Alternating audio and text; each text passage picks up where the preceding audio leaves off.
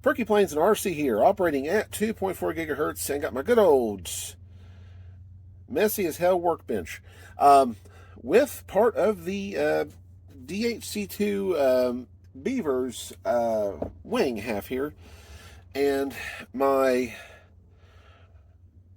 don't really care how it goes patch job. So this is of course just one half of the wing here, and I just kind of did a very super basic patch job from the injury it recently sustained. If you've been following along, you'll know that in one of my previous videos I mentioned I carelessly punctured a hole in the wing.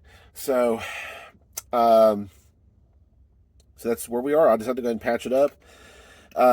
As far as what I used here on this particular wing half itself, I actually used. I cut the place out as best I could. As you can see, it's not perfect, of course, but I cut it out, and then I used some clear covering to put over the top of the hole, and then I just laid this piece over top of it, and then actually I just used some Gorilla packing tape and just coated it with that. So that's that wing half, and let me show you the other wing half. This one I did not focus as much attention on, just because I was just in a hurry and just said forget about it. So that one, all I did was just slap on some tape and call it good. And also I did go ahead and fix up the aileron linkage and everything as well. So now for those, I'm calling this my example of what not to do. It is a true example of what not to do with working with model airplanes, and especially ones kind of like this. Normally, a very experienced modeler would probably do the same approach as far as cutting out a strip of that, and then probably try to reapply the covering or redo the covering entirely or something to that effect. The problem with that though, unfortunately, is this covering does not exist. At least I haven't been able to find it, or not. I haven't really tried to even look for it, honestly. It does not exist. The plane is kind of old enough. This is not just standard, color covering that they've applied all these details to, like the rivets and things like that. No, this is strictly printed on the actual covering itself. So when it comes to covering, it's pretty basic. You basically order a color of covering, and then from there on you can add more colors and then start adding your own details on top of it. Like I said, this one was actually printed this way. So can't buy the same exact covering anymore, so it'd be kind of pointless to even try to do it more of a proper way. So and that brings me to the covering itself as well. If you've also been following along, I hate the covering on this thing. It is absolutely terrible. It does not handle heat very well. In fact, it shrivels up and becomes unusable and very brittle. Just not good. So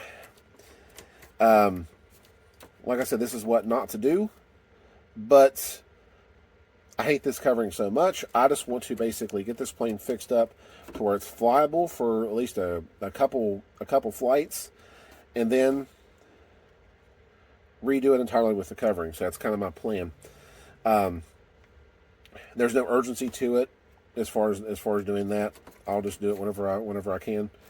So might be a good winter project or something like that to sort of redo the covering on the whole airplane.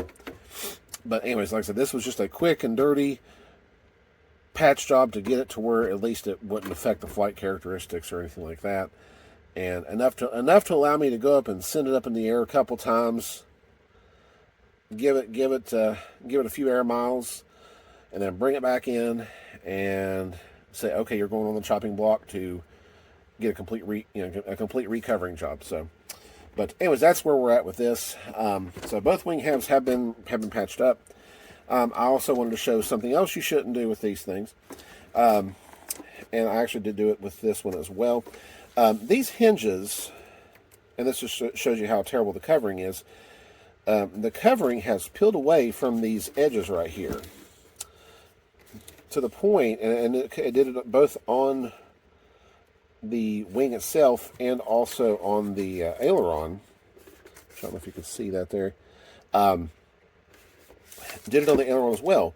So I was getting this.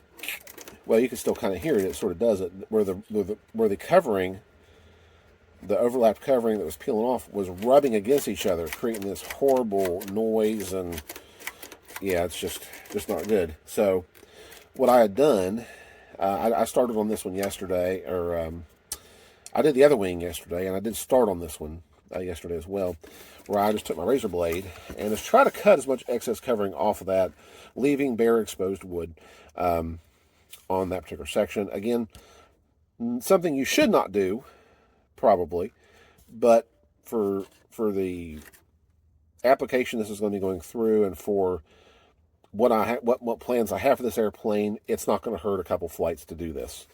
So, and you can even see here places where it's been peeling and stuff. Oops, I'm going to frame there. Yeah, you can kind of see the places where it's been peeling and stuff. Let me flip this over, show you the other side, if you could see it well enough.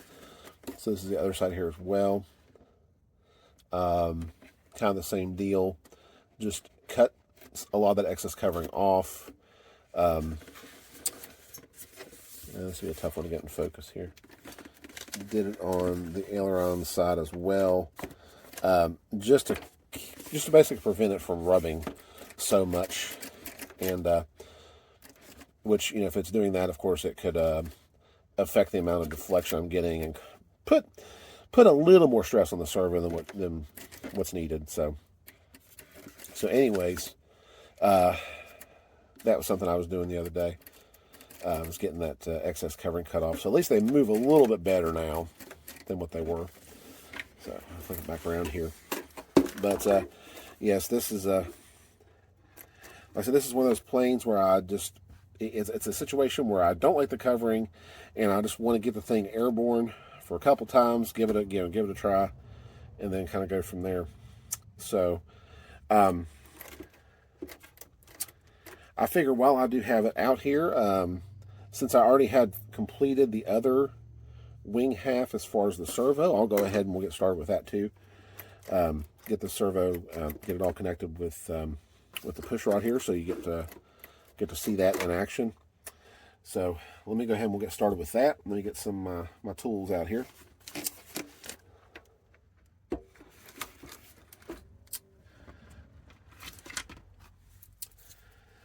I don't know why in particular that this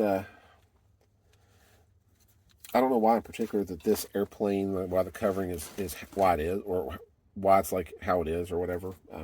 I don't know. So okay, all right, let me get my servo tester here and my battery. Give me just a second. Show you guys some of my tools of the trade here. So what I have here, this is actually an old Dynam LiPo battery that I no longer really use, except for doing servos like this here, just kind of showing you how to, or using it to center my servos and just basic things like that. I don't put a lot of stress on it. Just use it for a couple quick minutes, and then that's it. So the thing is super old. It's not real puffy. Maybe it is a little bit, but I figure for this application it shouldn't hurt anything to use it for a little while. So I got that. I've got one of those good old trusty, make sure I get it turned up the correct way here. This is one of those trusty servo centering tools. These are pretty much a dime a dozen now. You can get them for like a couple bucks. And this will allow you to kind of test your servo. It centers the servo, and you can also use the knob to sort of test move the servo as well. So I use that. Since my LiPo there is a 3-cell, it would basically fry a servo in no time. So I use this little, BEC to sort of step down the voltage for something that a servo can use. So that's kind of my little setup that I use for doing the servo testing and servo centering. So that's tools of the trade for that. Let me go ahead and I'm going to take the servo arm off, and we'll go from there. Hold on just a second. Sorry there, I had to find my Allen wrench for that. And so we got that right there. And let me get my screwdriver. Let me see if this is the right one here. Yep, that's what we need.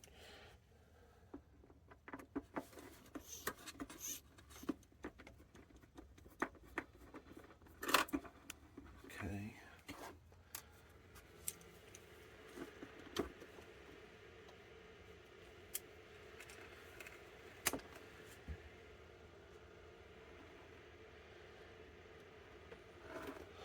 Now, on this one, I actually had used linkage stoppers for all my servo connections on here.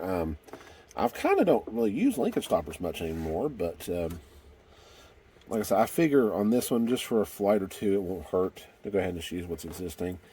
I think ideally anymore, I'd like to use just straight ahead. Well, on this, of course, you got your clevis, which I would keep that.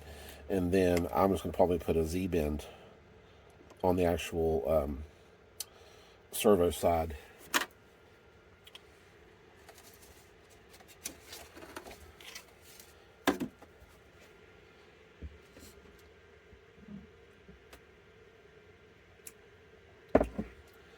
I've kind of become more of a fan of just using the Z-bends more for everything else. So kind of in the flight test days, I did do some linkage stoppers. So, all right. So what I'm going to do here is I'm going to use some good old blue Loctite to help kind of keep this linkage stopper in place. Let me grab my pliers over here too. Make sure I have those. Okay. Give me just a second here.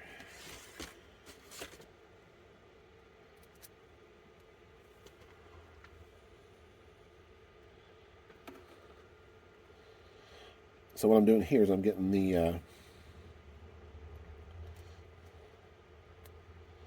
the washer and the nut back on the linkage stopper. Oh, let me get the blue Loctite open back up here.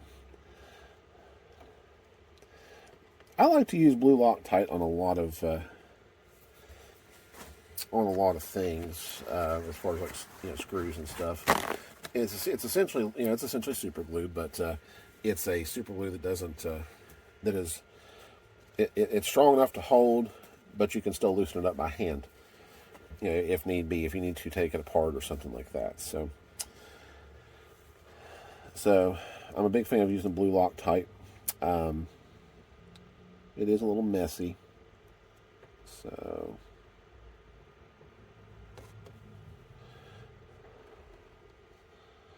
and I'll probably have blue stuff on my hands here in a minute.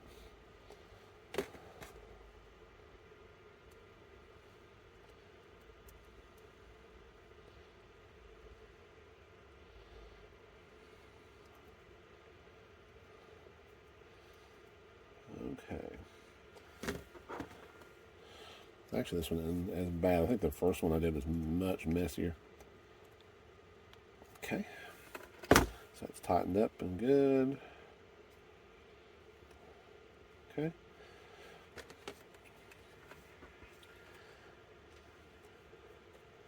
All right. So I got that part done. Let me clean this off a little bit. Yeah, I use paper plates for things sometimes. Helps when keep you from making too much of a mess. All right.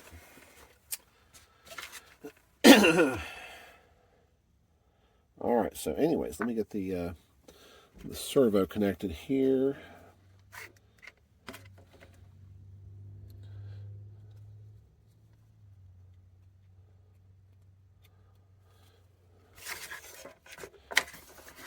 With my servo centering tool.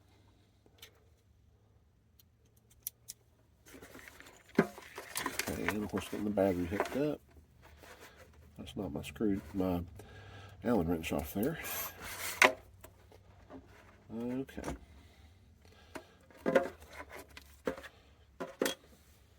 Yeah, it's a bright blue light. Okay, so let me get aimed the right way here. Okay, so this is the, let me go and place the servo arm on here so y'all can watch. Move that out of the way. So this is kind of like the freestyle, or the where you can sort of move it yourself with the knob. This is centering right here, the next one, which I didn't do too bad centering. That's a little bit off. And then finally is the next one where it actually, the next option here actually just lets it has like a preset movement for the servo that it just sort of does. As you can see there, it just kind of goes back and forth. So anyways, I of course want to center this guy, so that's what I'm going to do. And I'll make sure I get my servo arm on there about as center as I possibly can. So about right there looks good. Now let me get my servo screw back in. So do that.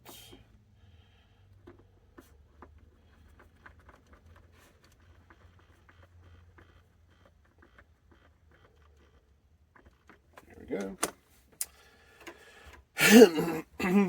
Okay. And I should have done this beforehand, but it's all right. Take the clevis off there. And push this up through the linkage stopper.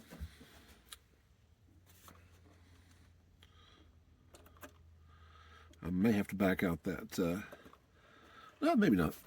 I was thinking I might have to back out the actual set screw there, but maybe I don't have to.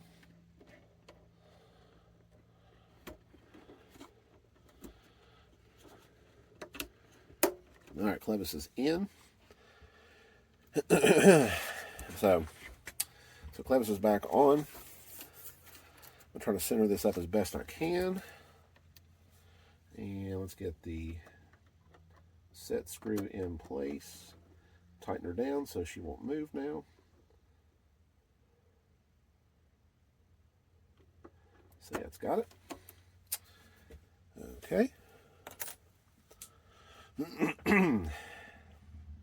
And last step here is, of course, cutting off the excess pushrod material. So I'll do about right there is good. I'm going to grab it here so it doesn't fly off anywhere.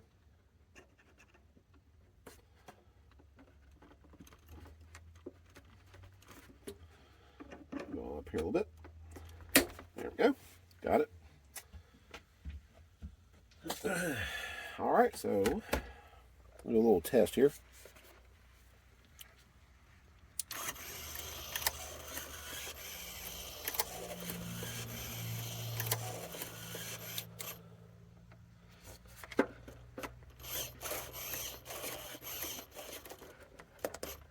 Okay, there we go.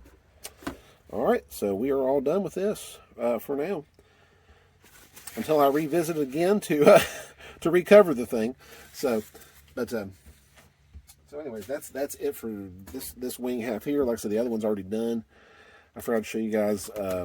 Me working on this one here. Let me go and unhook this so I don't use any more of my battery power.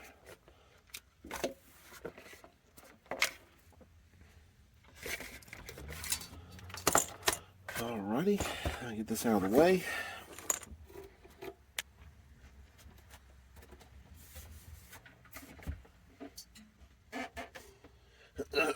So, as far as any next steps on the Beaver, I think the next things I need to do is start working on the other linkages. So for the elevator and the rudder, those are the next steps to work on for it.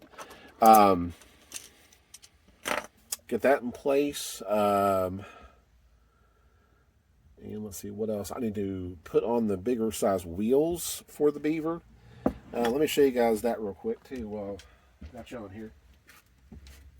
So, yeah, while I've got you here, let me go ahead and I'll show you guys the wheels.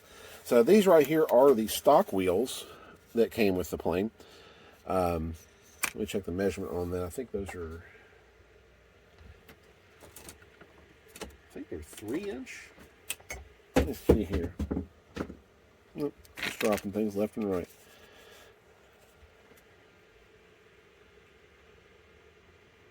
So yeah, those are 3-inch wheels. And then the ones I picked up are 5-inch wheels. So there's the ones I got for it. It might actually work much cooler if I got some, maybe some rubber feel, or more of the rubber Tundra tires. I think I just ended up going with the foam ones just for now. What do you think? You think I should do some good old big rubber tires, or I'll probably use these just to start out with, and may eventually upgrade later to some bigger rubber tires or something like that. But anyways, that's kind of the situation with the tires. So aileron linkages are done. I've got the elevator linkages to finish up. I got the rudder linkage to finish up. Of course, the new wheels. There's also some struts with the Beaver that I'll have to get those installed. Those aren't really too big of a deal. I've got to put the ESC in there and some of the last bits of the electronics.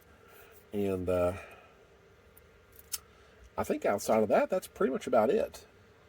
So Beaver's come along pretty good. I'll keep you guys posted with any more updates with it. And then just kind of go from there. So I think I was hoping to get it out in the air this year. That may not happen because it's starting to get cold. But you know, if I happen to get it finished and there is a decent, not as frigid day, then I may go ahead very well and try to get it out and fly it if I'm able to. But it just depends on the progress and stuff. So, but anyways, guys, that is all from me. I want to thank you all for watching, and we'll see you in the next video.